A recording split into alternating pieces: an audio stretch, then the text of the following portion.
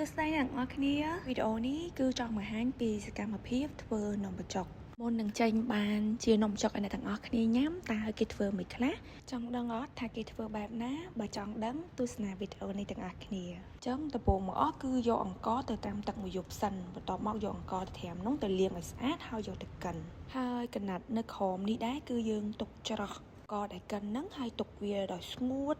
ដល់រៀងរឹងបន្តិចយើងយកវាទៅអានក្នុងម៉ាស៊ីននៅក្នុងវីដេអូនឹងចឹងការជំនាន់មុនគេប្រើត្បាល់សម្រាប់បុកហើយដល់ពេលមានម៉ាស៊ីនចឹងទៅវាសម្រួលទៅដល់កម្លាំងច្រើនមែនតើហួចហួររៀងល្មួតហើយគឺយើងយកវាទៅសូនដើម្បីយកវាទៅដាក់នៅក្នុងម៉ាស៊ីនហ្នឹងរបៀបដូចបំពង់មួយចឹងណាហើយមានរន្ធទូចមានប្រដាប់សកត់វាពីលើដើម្បីឲ្យវាចេញជាសរសៃនេះដូចក្នុងវីដេអូនឹងចឹងហើយគេដាំទឹកឲ្យពុះដាក់ពីក្រោមពេលចេញសរសៃហ្នឹងចឹងទុកវាប្រហែលមួយស្ទុះដែរបន្ទាប់មកដល់វគ្គស្រង់សរសៃនំបញ្ចុកហ្នឹងចេញដើម្បីយកវាទៅលាងទឹកឲ្យស្អាតហើយការលាងជំរះទឹកនឹងដែរគឺយើងលាងរហូតដល់ច្រើនទឹកមែនតើ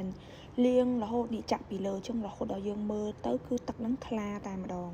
ចឹងនេះដល់វគ្គចុងក្រោយហើយយកមកដាក់នៅក្នុងកធុនចឹងមកទោះបីចាក់ទឹកមានកធុនក៏នៅតែឃើញថ្លាដែរឃើញអត់ចឹងពួកគាត់ចាប់ដើមចាប់មកច្បាយដាក់ចូលក្នុងកញ្ឆេងដែលគាត់បានរៀបចំហួចហួរហ្នឹងមានត្រស្លឹកចេកពីក្រោមចឹងវីដេអូហ្នឹងមានតែប៉ុណ្្នឹងទេអរគុណអ្នកទាំងអស់គ្នាសម្រាប់ការទស្សនាវីដេអូមួយនេះបាយបាយ